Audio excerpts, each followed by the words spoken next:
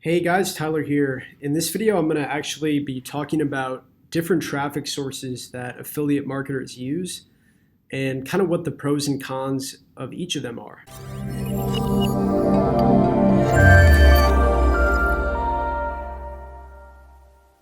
So, my brother Peter and I, we've been running paid traffic for about 7 years and we've tried pretty much everything. So, we have really good insight as far as kind of what the pros and cons are of the different traffic sources.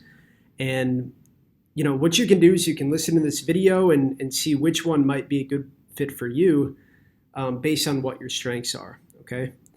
So the first traffic source that we're going to be talking about is free traffic. So this might be like if you got a blog or an Instagram or something that doesn't cost advertising money to build, right?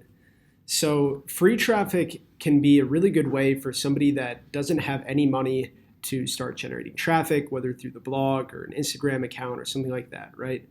But one thing that you should definitely consider with free traffic is that it's really not free, because the amount of sweat equity that you need to put into generating that traffic and putting that content out there, if you got to spend 10 hours a day just to write the blog posts or, do the Instagram or whatever, it's not really free because you've got to put so much time into it.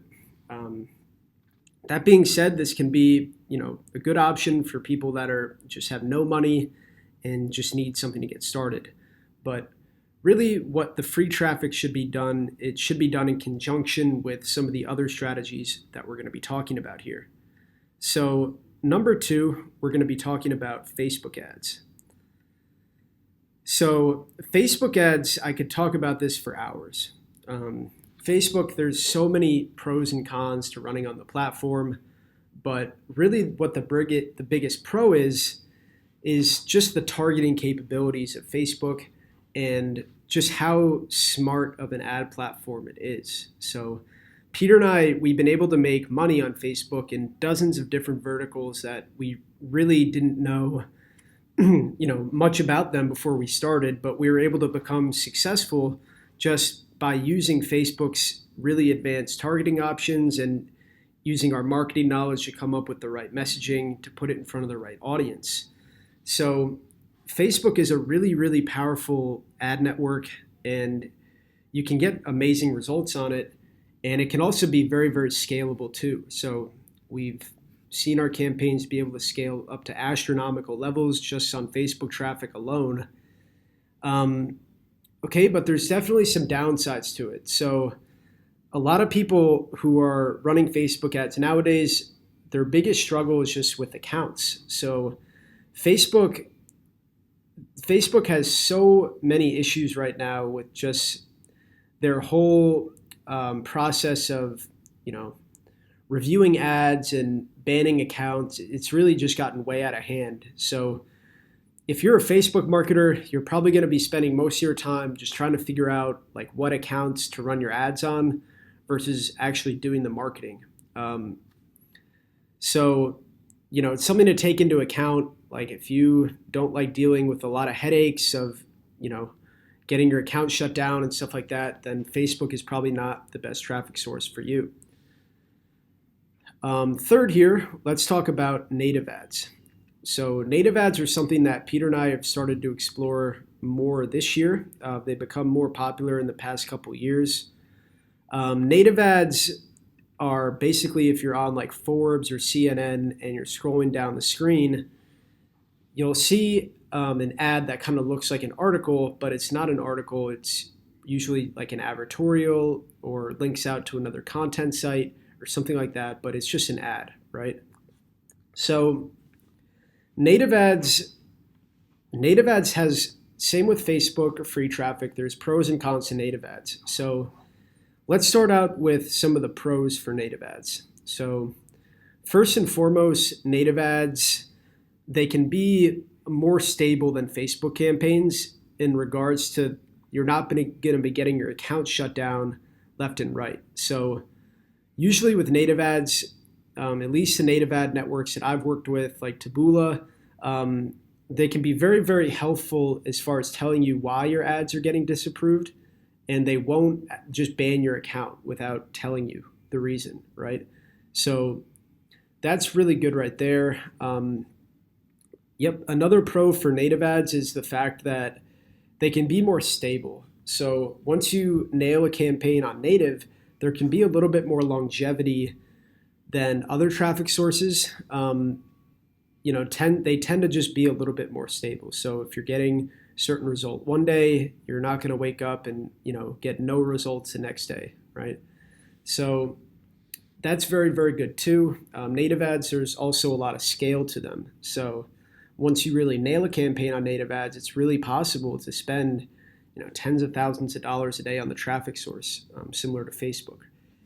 So those are sort of the main pros for native ads. I would say another pro as well is that native ads is a lot more hands-on in that you can control every aspect of the ad network. So with Facebook, for example, it's all done with machine learning and algorithms. And with native, yeah, there's still some algorithms in play, but for the most part, you have complete control over what sites your ads are running on and what your bids are, what your creatives are, whatever, right? So you have full control over 90% of the stuff on the ad network. Where on Facebook, they kind of like to take everything into their own hands and go and find the right audience for you without really telling you what, where it's really being ran, or I don't know. Native, it's a little bit more transparent and it's a little bit more manual and hands-on of a traffic source. So some downsides to native is that it can be extremely competitive, and it can also be very expensive to run campaigns. So on native, generally, when you're testing ads on native, you need to test hundreds of different sites that your ads are going to run on. And usually you need to spend at least 1.5 times your CPA. So if you have an offer that pays $50, usually you need to spend about you need to spend about $75 per site to be able to tell if that site's going to convert or not. Now, granted, there's other tricks that you can do to cut that down. Like for example, if the site's just sending tons of clicks and nothing's clicking through on your landing page, you can block it, or if something like that, right? So native, there's definitely some downsides to it, and maybe not as many downsides as other traffic sources, but it can be very, very costly to run ads on native. So next up, let's talk about Google search and display traffic. So I'm just going to put a G here. So Google traffic is probably one of the highest quality traffic sources online. And people might argue with me about this, but the reason why Google is so high quality is because it's intention-based marketing. So when somebody sees your ad on Google, it's because they were searching for whatever your ad is for, ideally, right?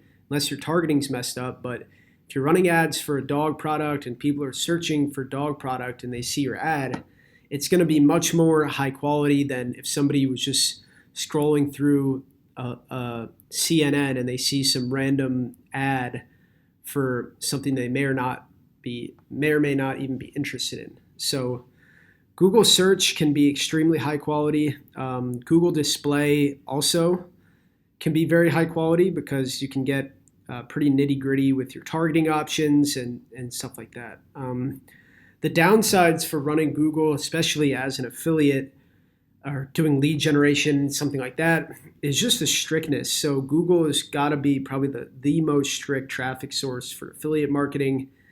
Facebook is probably right up there with Google now, but Google has been very, very strict for a number of years. So if you're considering running ads on Google, you may want to consider another alternative, maybe like Bing traffic, where Bing isn't as strict as Google, and also, the traffic quality is still very, very high on Bing. Downside for Bing traffic is that the traffic can just be very low volume. So you might nail an ad campaign, but you might only be able to spend like $100 a day on that campaign. All right, guys. So I really wanted to keep this video like 10 minutes or less. We just got over the 10-minute mark. So there are a handful more traffic sources like YouTube, you know, PPV, a few other things. We might cover the rest in a part two, but for now, we're going to cut this off. Let me know if you got value out of this. Let me know any questions you might have, and I'd be happy to answer in the comments or anything like that. Hope this was helpful for you guys.